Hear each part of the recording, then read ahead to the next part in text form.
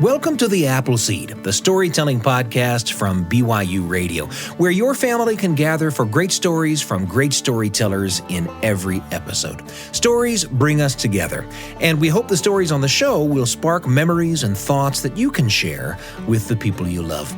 I'm your host, Sam Payne. There's a special kind of interaction between generations that comes with passing through the biggest of life's moments. A high school graduation, for example, is a place where the youngest members of a family and the oldest members of a family can all unpack some wisdom and share some special insights. A wedding is like that too, if you let it be.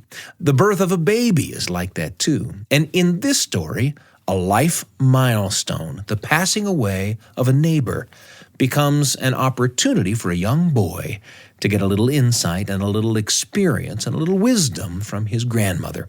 The story is called Grandmother and Mrs. Fox, and I think you're going to love it. It's a personal story told by Donald Davis many decades after the story took place. Donald told it in front of our live audience in the Appleseed studio. Here's Donald.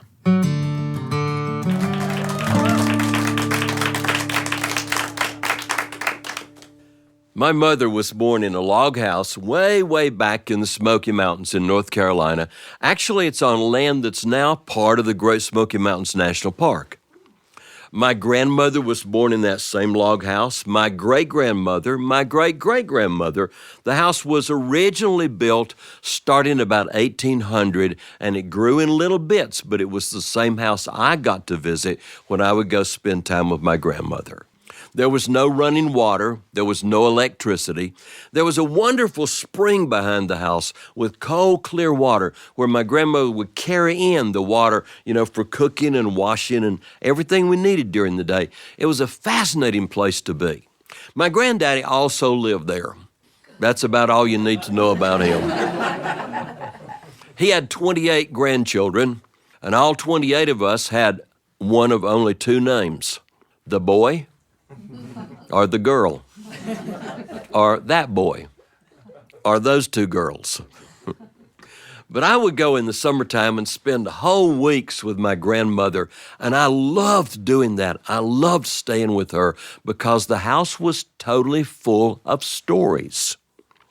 Real stories that came from growing up in those mountains and the way people lived. It was like visiting a museum, like spending the week at a museum to get to go there. I was about 8 years old, and one time I was spending a whole week, and in the morning, she always got up way before anybody else did. She had to go carry in the water from the spring. She had to build the fire back up in the wood cook stove. Even in the summertime, had to build the fire up in the wood cook stove because that's the only way she had to cook. So I always slept later than she did in the morning, and my granddaddy slept even later than I did. He never got up till she called him to come and eat breakfast. Well, I was still asleep one of those mornings when all of a sudden I heard a loud knock on the door. And I heard my grandmother come toward the door. I did not come out of the bedroom where I was sleeping. I could only hear her side of the conversation because whoever knocked on the door stayed on the porch. They didn't come inside. So the first thing I heard her say was, "Well, hello, Robert. How's your mama?" Oh, when did she die? Last night. Well, she's been sick a long time. Sure, I'll be glad to. I'll be down there in about an hour. And then she closed the door. And she started walking back into the kitchen, and my granddaddy had heard the knock on the door. He was getting out of bed now and coming in the kitchen too. And so I thought, I'll follow them in there. That way I'll find out what's going on. Well, I got into the kitchen, and my granddaddy said, "Who was that, Zeffie?" And she says, "That was Robert, from down the road. His mama, old Miss Fox, died last night." Granddad said, "Oh, she did. I know she's been ailing for a long time." My grandmother says, "Yes, and he wants me to come down there and lay her out." And I thought, what does that mean? It sounded like fighting, gonna lay her out. I knew my grandmother didn't fight with people, but she was a tough little woman. She could lay somebody out if she wanted to. And I thought, is she going to go fight with Miss Fox, who's dead? And my granddaddy said, well, do you want me to keep the boy? And my grandmother said, no, I'm going to take Donald with me. He's old enough. And she went back and she got together something in a little sort of suitcase and got me by the hand, and we told my granddaddy goodbye, and we started to walk down to the Fox's house. Now, the old road had been replaced by a paved road, and the unpaved road still sort of joined the farms together. And so we walked on that old road down maybe a mile or a mile and a half, and we came to the Fox's house. It was a big frame house with a porch that went 3/4 of the way around the whole house. And then another half mile past their house, you came to the store, Ferguson's store, the little community grocery store. Well, we got there and we walked up on the porch, and my grandmother knocked on the door, and Robert came to the door. And my grandmother says, well, Robert, we're here. I brought my grandson with me. Why don't you and your wife go on down to the store and just hang around down there for maybe a long hour, and then you can come on back home. And then she said, Robert, do you have a couple of toe sacks? Toe sacks made out of the toe that comes from linen. And he said, well, sure I do, but what do you want them for? And she said, well, see, I brought my grandson with me, and you got that big old walnut tree down there in the yard. Big old walnut tree. W-A-L-N-U-T. Walnut. And if it's okay with you, maybe he could pick up some walnuts while I'm inside. He said, oh, sure. And he brought out 2 sacks. And then he said to my grandmother, he said, now Silas Smart made the coffin, and it's on the back porch. And then he and his wife left. I headed out to the walnut tree, and she went inside. I started picking up walnuts, and I did okay for about 10 minutes. And then I was hit by a horrible curiosity virus. I had to know what was going on in there. I had to know what laying out was. I had to know whether my grandmother was fighting with Miss Fox or not. So I went sneaking up on the porch of that house. I looked in the window. Oh, that was the kitchen. Nobody was in there. I came around to the front, looked in the window. That was kind of the living room. Nobody was in there. I came around to the other end. It was the south side where the sun was shining. And I looked in that window. That was a bedroom. And then I knew what was happening. I could see my grandmother's back standing beside a bed. And on this end of the bed, I could see bare feet that were white as a clean sheet of paper. On this end, I could see long gray-white hair. And I could see my grandmother brushing out the hair and brushing out the hair and then beginning to braid it. And I could see my grandmother with a little container of water and a washcloth bathing, and I knew what laying out was. She was bathing and dressing and fixing the hair of old Mrs. Fox, preparing her in those days for her funeral. I also knew if I got caught, I'd be next in line. About that time, the clouds behind me moved, and the sun made my shadow straight on the wall of that bedroom. And I took a dive off the porch and ran back down. You've never seen anybody pick up hornets as fast as I did. I picked up 2 whole bags, 2 whole sacks, all the way full to the top. Well, about that time, my grandmother came out the door, and she walked down to where I was, and she said, well, I guess you've been wondering what I was doing up there. No, I never thought about it. She said, well, before they get back from the store, come on inside and let me show you. You're old enough. And she got me by the hand, and we went up the front steps, and we went in the living room door. Now, I had seen her in the bedroom. Robert had told her that Silas Smart put the coffin on the back porch. My grandmother was a little woman, but she was tough. And as we went in the living room, there was the coffin now in the living room between two chairs. And as we walked up to it, there was Mrs. Fox, dressed in a beautiful blue dress, with her hair beautifully braided and curled around her hair with little combs holding it together, with her hands folded, waiting for her burial. We walked up, and my grandmother patted her on the hands, and there was nothing scary about it. It was just beautiful. And my grandmother said, she's been so sick for so long, she deserves to get to be dead. Well, about that time, Robert and his wife came back from the store. My grandmother said, you're back just in time. Come in and look and see what you think. And they came in and they looked. It was Robert's mother who had died.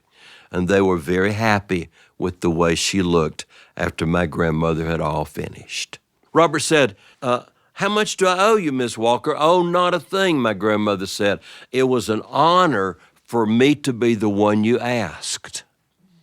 And besides that, we got 2 sacks of warnings. You keep one if it's okay for us to take the other one home with us. And that was fine with him. And as we started home, I didn't wait for my grandmother to take my hand. I reached up and took hers. Because in that moment, I knew I'd learned that my grandmother was one of the most important people in the world.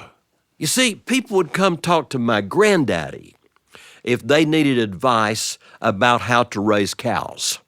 That's what he did. People would come to talk to my daddy at the bank. That's where he worked. If they needed to talk about borrowing money.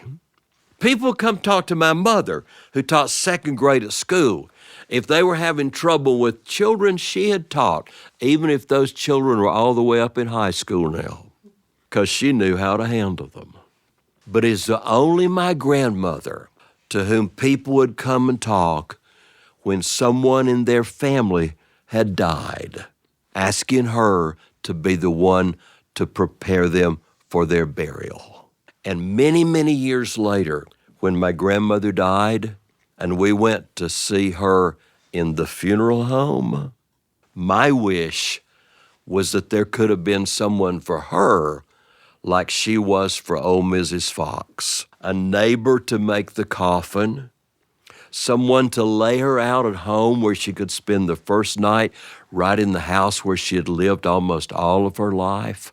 Because by then, she had had a hard, long life, and she deserved to get to be dead.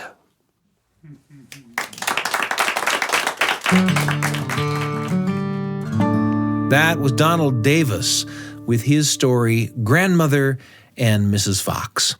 Listening to this story reminds me of a time when my oldest son was just a little kid, 8 years old, and he developed kind of a mysterious illness that had him feeling lousy for months and months. It kept him from doing much, in fact, playing soccer or hiking or even much rambunctious hanging out with friends. Our family doctor worked hard to try to figure out what was wrong, and eventually my son bounced back. That's the happy ending to this story. But during those months when he was feeling so lousy, he often had just enough energy to shuffle along the sidewalk 2 houses down to Wayne and Janice's house. Wayne and Janice were 2 of the oldest members of one of the oldest families in our little town. And Wayne was getting so old he wouldn't have much time left with us. Wayne knew all the stories of our town, and of course the experience of his own long life made for a lot of stories. And Wayne and my son would sit on Wayne's porch, and my son would listen to those stories. Janice would bring them each a glass of lemonade, and they'd spend a whole afternoon out there on the porch, Wayne filling up my boy with those tales. Wayne isn't with us anymore. He passed away not long after my son got better. And now my son is the keeper of all that stuff, all the stuff he learned from Wayne in those afternoons on the porch. Happily, it doesn't require an illness to make some of that important sharing happen. If there's a front porch handy and a couple of glasses of lemonade and someone who has lived some life to talk to, do yourself a favor and spend an afternoon learning from each other. And that's where Donald's story took me. Where did it take you? And who will you take along?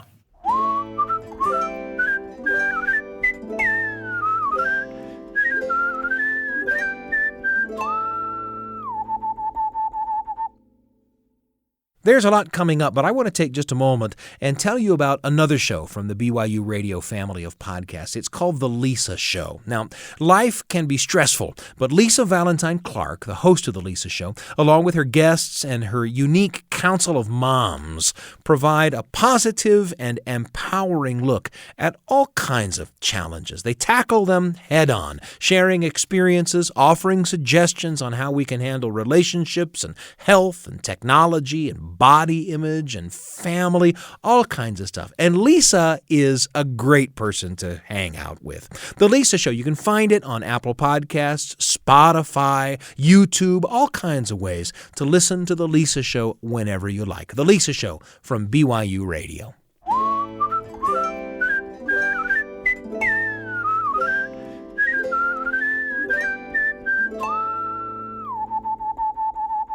We're so glad to have you with us today on the Appleseed in an episode about interactions between generations.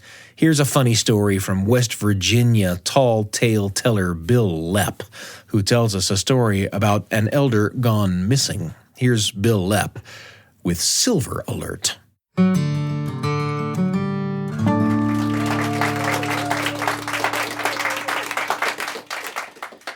Thank you very much. I was coming home from my uncle's 70th birthday party when I passed one of those signs on the road, that give out information, the electronic information signs, digital, and it said Silver Alert, which is like an Amber Alert. An Amber Alert is when a child goes missing. A Silver Alert is when a senior citizen goes missing.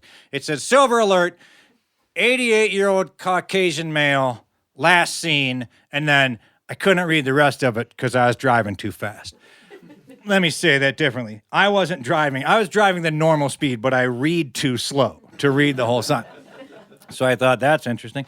And then I looked in my rearview mirror, and far back, I saw the blue and red flashing lights of a police vehicle. And I thought, well, first of all, that's way back there. Second of all, I'm not doing anything wrong, so I don't have to worry about those flashing lights coming down the highway behind me. And then my phone blared. It didn't ding like a text. It blared like it was going to be a warning about a hurricane or a tornado. So I knew that it wasn't a text, so I did the responsible thing, and I ignored it. And then the emergency warning system on my car radio went off. Yes, I still listen to the radio. And it said, Silver Alert, 88-year-old Caucasian male, last seen in a black Chevy Equinox, West Virginia license plate, JGL 216. And my underbrain, the part of my brain that does things like keeps my heart beating and my lungs going and all of the facilities that I need to stay alive, my underbrain said to my upper brain is the portion of my brain that just kind of keeps my eyes on the road, going like this, which is 99% of the time, I'm in upper brain. So my underbrain said to my upper brain, hey, you drive a black Chevy Equinox with West Virginia license plate JGL 212 or whatever I just said. And my upper brain said to my underbrain, how come you know that now, but you didn't know it last night when we were checking into a hotel? He said, because you needed the exercise. And I looked in the rearview mirror, and the flashing lights had closed about half the distance. And then my car rang, because, your phone doesn't ring anymore. Your whole car rings. And I pushed the go button, and it was my sister.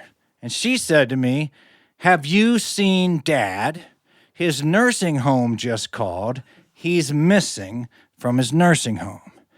And I said to my sister, "How old is Dad?"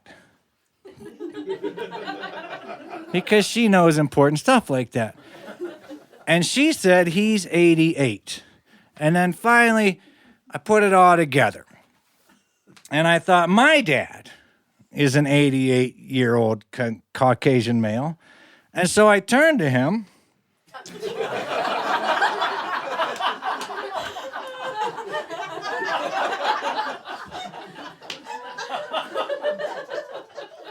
And I said, "When I picked you up to go to Uncle Paul's birthday, did you sign out of the retirement home?" And he said, "Yes." "No." "I don't know." And my underbrain said, "You're a kidnapper. And you've crossed state lines. Run for it." That's it. Bil Lepp with Silver Alert. And while we're talking about old folks and young folks, we've got one last story we'd like to share with you on the show today. It's from Georgia storyteller Andy Offutt Irwin, who tells a lot of stories about his fictional great Aunt Marguerite Van Camp. Aunt Marguerite, who went back to medical school in her 80s and opened a little hospital with her pals.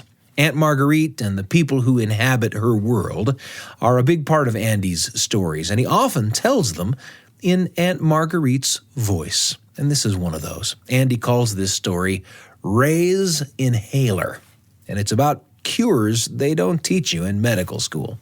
Here's Andy.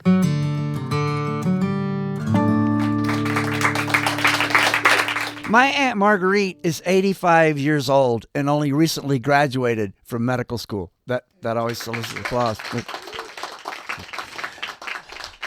Well, the way she explains it is like this. "My girlfriends and I, our husbands have passed on, and we were tired of the bridge club and the garden club.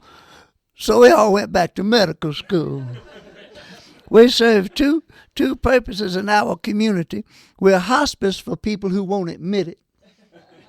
Often very conservative people, because the first time they ever heard the word hospice was from Bill Moyers on the PBS. So they think death and dying's a liberal issue. And we're the emergency room for the ashamed.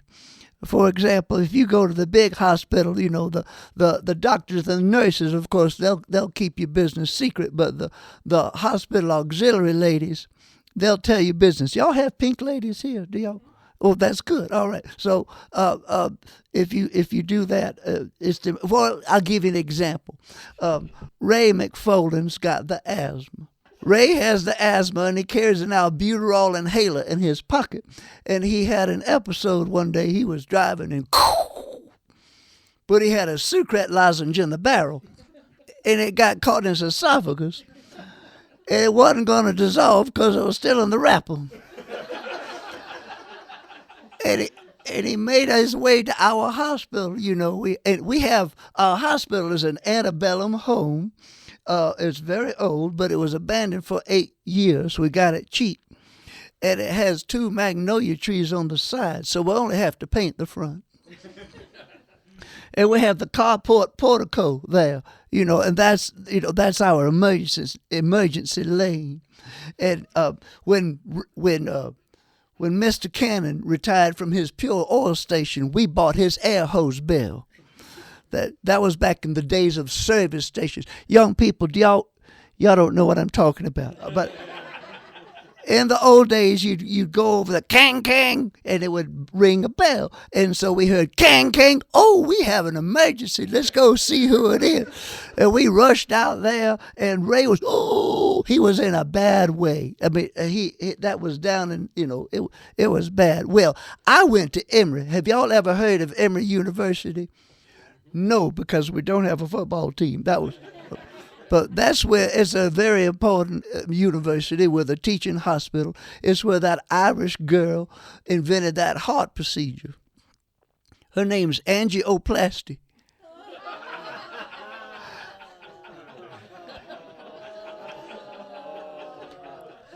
That's a little joke I made up all by myself. Well, that's where I went to school. But my friend Mary Frances, she went to the Georgia College of Medicine in Augusta, and there's nothing wrong with that.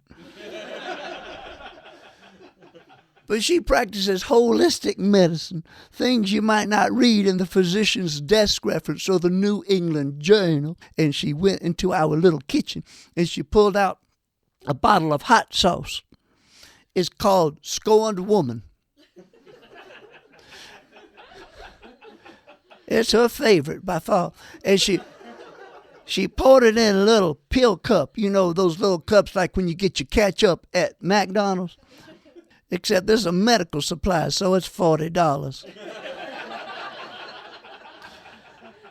And she said, drink this down. And he was healed. And that's the end of that anecdote.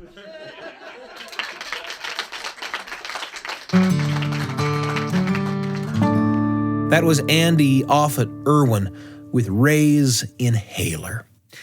What are some ways in which you've been shaped by interactions with folks from other generations than your own? Any advice or wisdom or even good jokes that have been meaningful for you, worth remembering, things that have been passed down to you? And what will you share when people from other generations ask you for advice or wisdom or good jokes? I bet you've got some stories. We hope you'll share them with the people you love. In fact, we hope you'll share the stories with us. We might share them on the show. You can tag us on social media or send us a message at theappleseed@byu.edu. That's the Appleseed, all one word, at byu.edu. We sure appreciate your engagement with the Appleseed by listening to the stories and sharing your thoughts with us. One listener named Sylvia DaCosta left us a comment saying, "My teenage grandchildren and I listen to the Appleseed on our day trip car rides. We love it!" Exclamation point. Thank you so much, Sylvia. We're so glad to hear from you. And of course, we're just ecstatic that you enjoy these stories with your family. We'd also be ecstatic to hear from you. So feel free to message us or comment wherever you listen to the Appleseed, on YouTube, on Spotify, on Apple Podcasts. It helps people find the show as well. We want to thank Donald Davis, Bil Lepp, and Andy Offutt Irwin for sharing their stories with us. You've listened to their stories. Now it's time to share some of your own. The Appleseed is produced by me, Sam Payne, Wendy Folsom, and Brian Tanner. Assistant producers include Garrett Gunnell, Carrie Griggs, Kay Hendrickson, and Nico Wetzel. And our post team is Trent Reimschussel and DJ Cromartie. We're pleased and proud to be among the many podcasts produced by the BYUradio family of shows. If you want more great storytelling for the whole family, then search for our companion podcasts, Kaboom for original audio adventures, and Wink, stories for better bedtimes. All our podcasts can be found on YouTube, Spotify, Apple Podcasts, or on the BYU Radio app or at byuradio.org. Don't forget to subscribe, rate us, leave us a review. That's how the shows grow. I'm Sam Payne, and we can't wait to be with you again on the Appleseed.